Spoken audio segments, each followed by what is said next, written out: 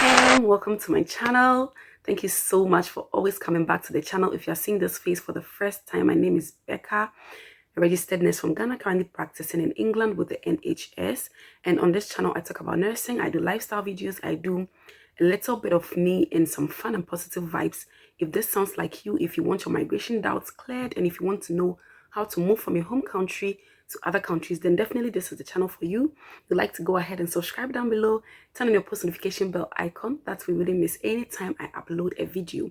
If you're a returning subscriber, thank you ever so much for always coming back to the channel. So after my last video, lots of you have been asking me whether the UK salary for nurses is going to be enough to cater for you. Look, some are looking after communities back home. Like, the responsibilities on us are so much more. And as nurses, we know that this job is sacrificial. We are not doing it because of the money. However, it is time to work smart and hard.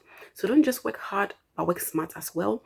So in today's video, I'm going to be telling you how to double your nursing salary, ways of going about it, the requirements you need to get into a second job. That is, if you want to get a second job, how much you are going to be making from your extra income, the rates that agencies pay, and a lot more. If this sounds like you'd like to go ahead and watch this video right until the end.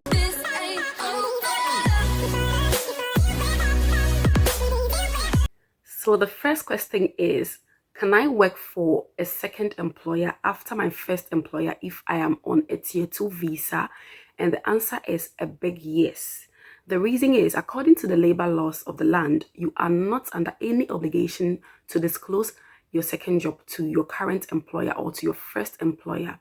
However, if it is stated clearly in your contract that you do not have to take up a second job, or you have to disclose your second job to your first employer, then you really have to be careful when you're taking up a second job.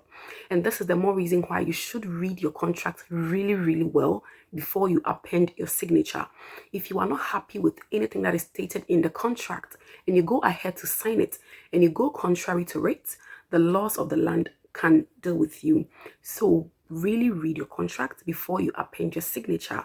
Most of the institutions will tell you, we don't mind you working with a second employer, but you have to disclose your second job to us if you are going to be doing so. And also, prior to COVID, you could only work 20 hours for your second employer. But because of the COVID, things were eased. However, I have not heard that it's gone back to the 20 hours deal. So as it stands now, you can do more hours with your second employer. And now listen, the UK work system is kind of flexible because you work 37.5 contracted hours in a week. That is if you are in the NHS. The most that you can work if you're in the care home, I know, is 48 hours, unless you are happy to work more than that.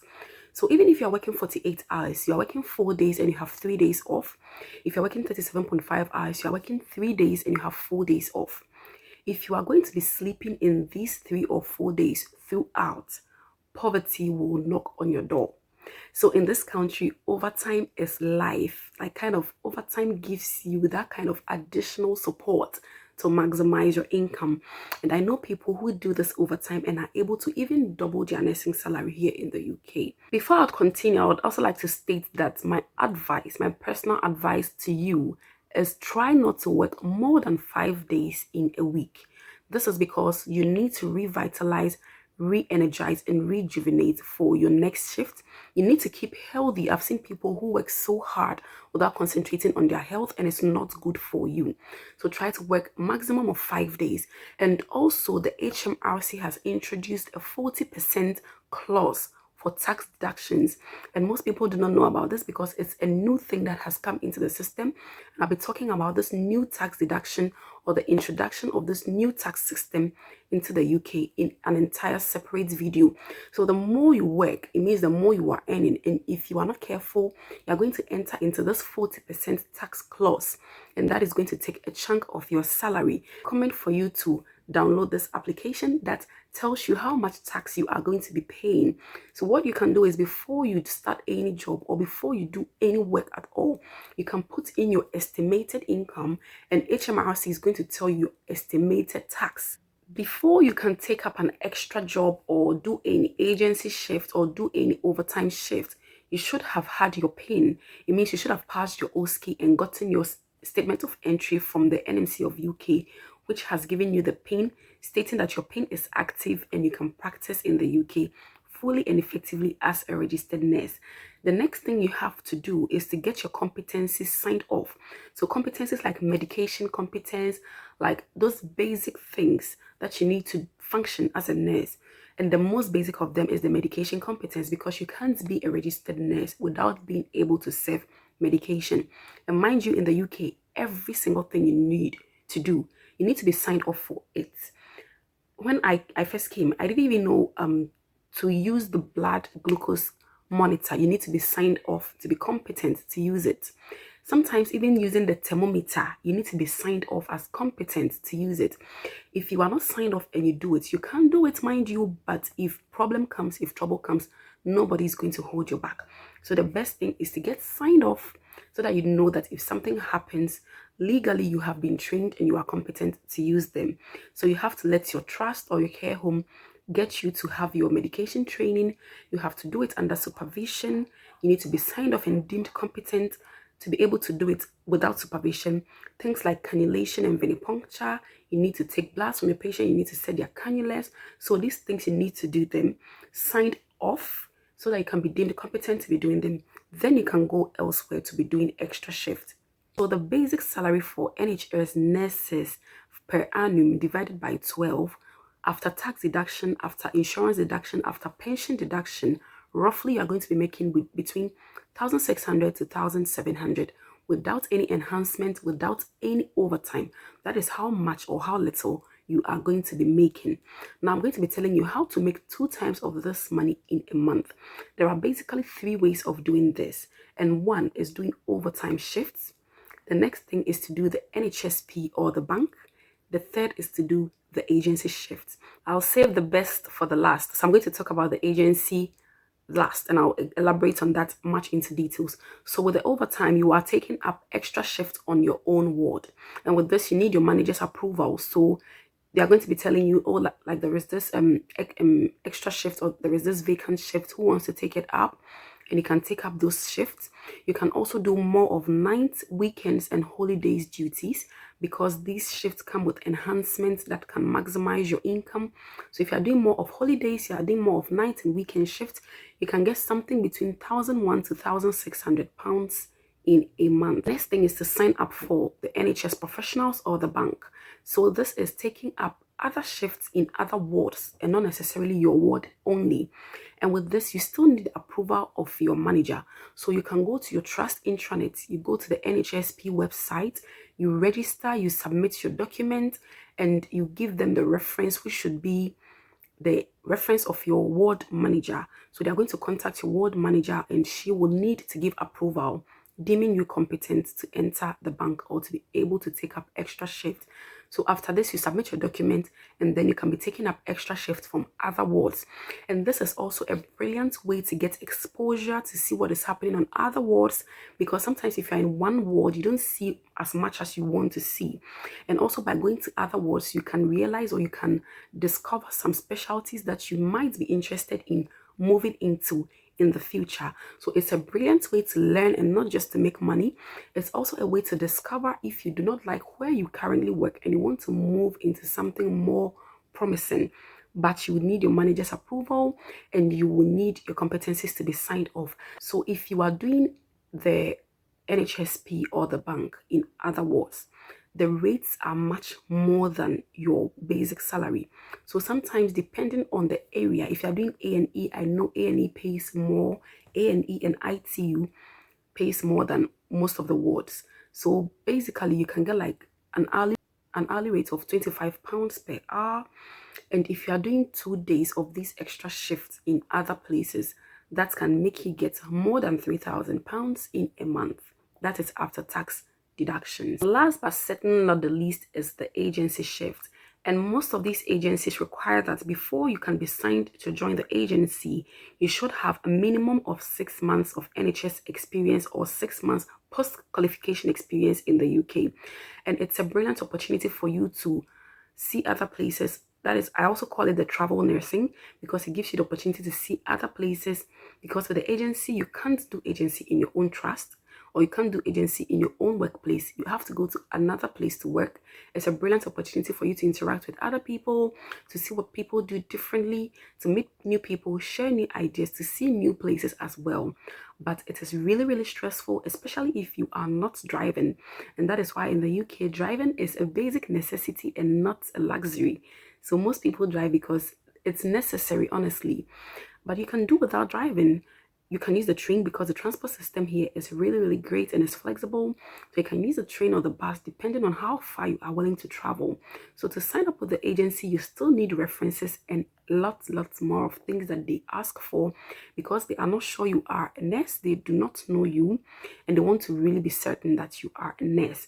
So if you want to get into the agency, you can just go onto Google and search for agency nursing jobs near me.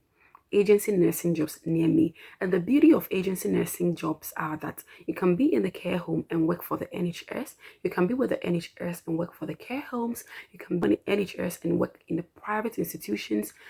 You can be wherever and work in another place. So that is one thing. It is a bit flexible, but getting to sign up into agency is a bit more stressful because the documents they need are much more, but it's worth your time because some pay as high as £40 per hour, £35 per hour.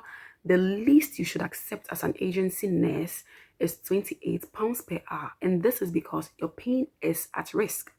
You are going to work in a totally new environment. You don't know what goes on. You don't know the kind of people you are going to meet. And mind you, some people are going to be a thorn in your flesh because they think agency nurses are paid more, but they don't know the sacrifices that agency nurses need to go through to get what they get. So they are going to stab you in the back and do all sort of unnecessary drama. Some are also cool and easygoing and they're going to accept and accommodate you as an agency nurse.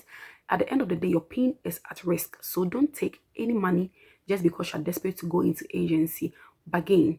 In agency, the beauty is that you can bargain for a better rate and you can bargain depending on where you're going to work, depending on location, depending on the ward you're going to work in, depending on the specialty or the area you're going to work in, you can bargain for more. So if you get a good agency that is paying great and the location is great and they are going to give you like between £35 per hour and £40 per hour, if you're doing 2 agency shifts in a week, at the end of the month, if you are adding your regular salary to your agency salary, you are going to make about 3,500 to £4,000 in a month. So what I say is the agency shift is actually worth it.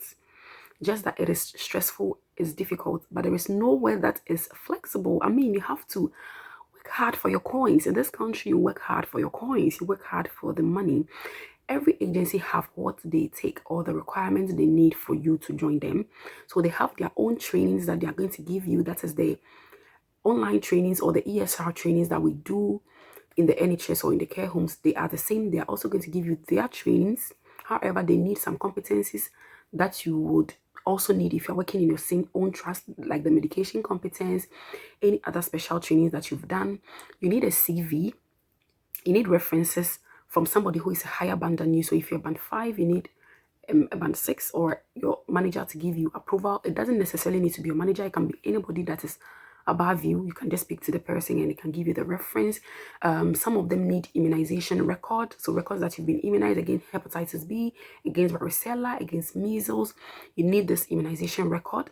You'd also need, some of them require you to have a letter from HMRC or something we call the P45 or P60 form that you can get from the HMRC's website. They will also require your BRP card, front and back, that has your insurance number. They would also take the bio data page of your passport, and each of them have what they take from you. But eventually, I think by the time you are like 3 to 6 months in the UK, you would have gotten all these requirements. That is if you are really serious and definite to join their agency. It's a nice thing to join the agency. It gives you many experiences, though it comes with some risk, but once you are able to go through that risk, it has value for your time. One thing about the agency is that you have the flexibility to choose when you want to work. So you look at the timetable from your job and then you give them your availability, your agent your availability. But one challenge also is that sometimes these agents have many contracts with many trusts or with many care homes, so they can push you to lots of different places at the same time.